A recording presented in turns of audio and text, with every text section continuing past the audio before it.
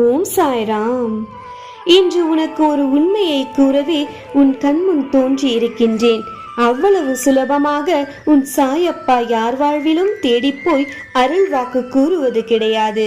ஆனால் இன்று என் அன்பு பிள்ளையான உன்னை தேடி நாடி வந்ததற்கான காரணம் என்னவென்று தெரியுமா? மனமிகுந்த கவலையோடு ஏன் தான் என் வாழ்வில் இப்படி நடக்கிறதோ, நான் என்னதான் பாவம் செய்தேனோ கடவுளே என்று உன் வருத்தத்துடனும் வேதனையுடனும் என்னை வணங்கியதனால்தான் உன் கஷ்டங்களுக்கெல்லாம் ஒரு முற்றுப்புள்ளி வைத்து இனி கவலை கொள்ளாமல் இருப்பதற்கான நல்லதை நடத்தி தருவதற்கான குறி ஒன்று சொல்வதற்காகத்தான் உன் சாயப்பா உன்னை தேடி வந்துள்ளேன். இது சாதாரணமாக நான் உனக்கு சொல்ல போகும் வார்த்தை கிடையாது. இதுதான் உன் வாழ்வில் பழிக்க போகும் சத்திய தெய்வீக வாக்கு என்பதை புரிந்து கொள். கசப்பான உன் வாழ்க்கை போராட்டத்தை இனிமையாக நான் நடத்தி தரப்போகிறேன். அதனால் நான் சொல்வதை முழுமையாக கேள். இனிமேல் காலமும் நேரமும் உன் காலடியில் வந்து கிடக்கப் போகிறது. அதிர்ஷ்டம் உன் வாசற்கதவை தட்டப் போகிறது. என் செல்லமே, இனி நீ நினைத்தது நடக்கும்படி சந்தோஷமான விஷயங்களை நடத்தப் போகிறேன். இனி நீ மனதில் எதை நினைத்தாலும் நினைத்தது எதிர்பார்த்தது அப்படியே நடக்கப் போகிறது. இனி வெற்றிகள் உன் காலடியில். இனி நீ பயந்து நடுங்குவது போல் எந்த ஒரு கெட்ட விஷயமும் நடக்காது. பயப்படாதே என் குழந்தையே. இனி உன் வாழ்க்கை போராட்டத்தின் முடிவை நோக்கி நீ போகப் போகிறாய். எது செய்தாலும் தவறாக முடிகிறதே, எது நினைத்தாலும் தவறாக நடக்கிறதே என இனிமேல் நீ வருத்தப்பட்டு வாழும்படியான காலம் உனக்கு அமையாது. நீ வேண்டாம் என்று நினைத்து உன்னை தேடி வெறுப்பேற்றியது, அதனால் நீ துன்பமாய் நொந்து நூலாய் இருக்கின்றாய் என்பது எனக்கு தெரியும். உன் வாழ்க்கைக்கான விளக்காகவும் வெளிச்சமாகவும் வழிகாட்டியாகவும் இனி நானே இருக்கப் போகிறேன். கலங்காதே என் செல்லமே. நீ துன்பப்பட்டு அழுதது போதும், முடிந்தது என்று நினைத்த உன் வாழ்வை அழகாய் அற்புதமாய் ஒளிரச் செய்ய போவது என்னுடைய கடமை. இத்தனை நாட்களாக பொறுமை கொண்டு இருந்த நீ சிறிது நாட்கள் மட்டும் பொறுமையாக இருந்தால் மட்டும் போதும். பொறுமை என்பது ஒரு கசப்பான செடிதான் என்பது எனக்கும் தெரியும். ஆனால் அந்த கசப்பான செடியிலிருந்து கிடைக்கும் பழமானது மிகவும் இனிமையானது. ஆம், இத்தனை நாட்களாக நீ பொறுமையாக காத்திருந்ததற்கான பலனாகத்தான் நீ வெற்றியாக இதை பெறப்போகிறாய். உன்னுடைய பொறுமை என்பது உனக்கு வெகுமதியை தரப்போகிறது. நதி நீந்த முடியாத மீன்களை அதன் கரையில் ஒதுக்கிவிட்டு சென்றுவிடும். அதுபோலத்தான் வாழ்க்கையில் நீயும் சமாளிக்க முடியாத துன்பங்களையும் பிரச்சனைகளையும் மனதில் போட்டு வருத்தி கொண்டு இருக்காமல் அதை ஒரு ஓரமாய் தூக்கி போட்டுவிட்டு அடுத்து என்ன செய்ய வேண்டும் என்று வேலைகளை பார்த்து நீ போய்கொண்டிரு. நடக்கும் எதையும் உன்னால் மாற்ற முடியாதுதானே? அதனால் நடப்பதை பற்றி நினைப்பதை உன்னால் மாற்றிக்கொள்ள முடியும். ஏன்தான் இப்படி நடக்கிறதோ, ஏன்தான் இப்படி நடக்கிறதோ என்று நடப்பதையே நினைத்து வருத்தப்பட்டு கொண்டு இருக்காமல் இனி நடப்பது எல்லாம் நன்மைக்கே என்று சந்தோஷமாய் ஏற்றுக்கொண்டு வாழத் தொடங்கு என் செல்லமே.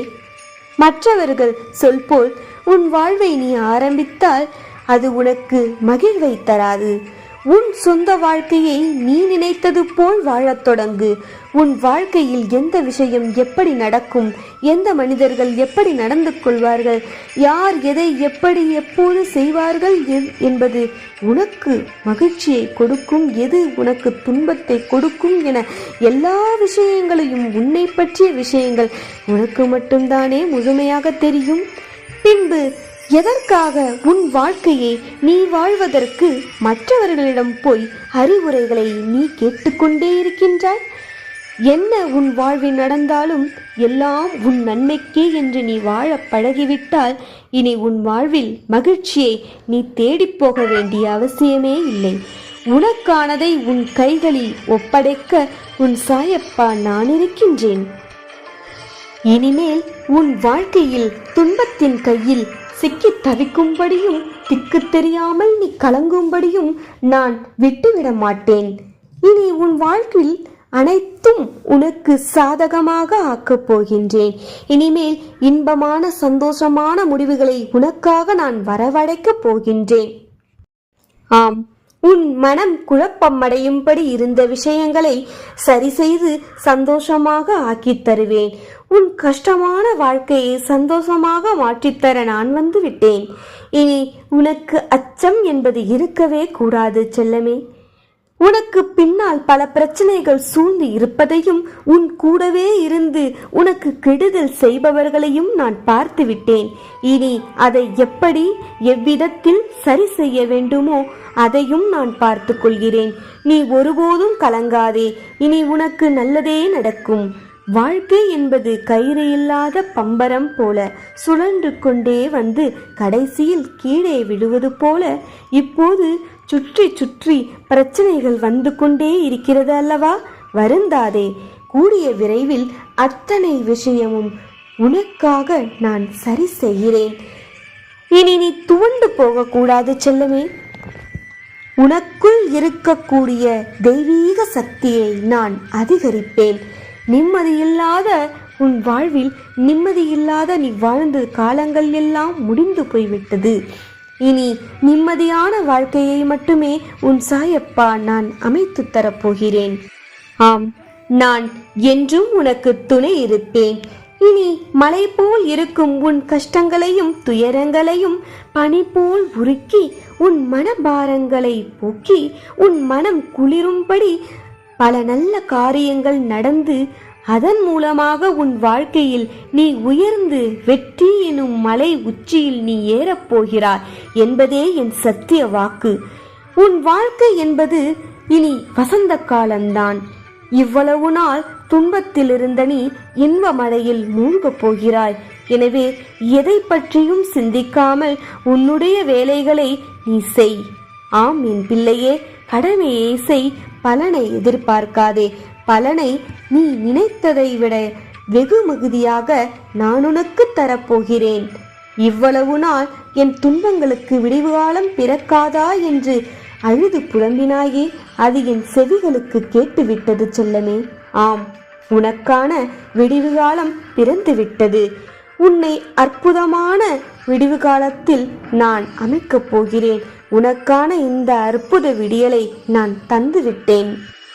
ஆம், தூக்கமில்லாமல் தவித்த நீ இனி நிம்மதியாக தூங்கப் போகிறாய். இந்த உறக்கத்தையும் நான் தருவேன் என் தங்கமே. இனி நீ சந்தோஷமாக உன் வேலையை செய். உனக்கு ஒரு நல்ல செய்தி ஒன்று வரும்.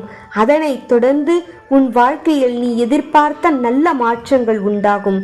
என் மீது நம்பிக்கை இருந்தால் ஓம் சாய்ராம் என்று கூறி உன் கவலைகளை ஒதுக்கி வைத்துவிட்டு சந்தோஷமாக ஒரு பெருமூச்சு ஒன்று விடு. உன் வேலையை செய் செல்லமே. மற்றவையை நான் பார்த்து கொள்கிறேன். நான் நல்லதையே நடத்தி தருகிறேன். யாமிருக்க பயமேன். ஓம் சாய்ராம்.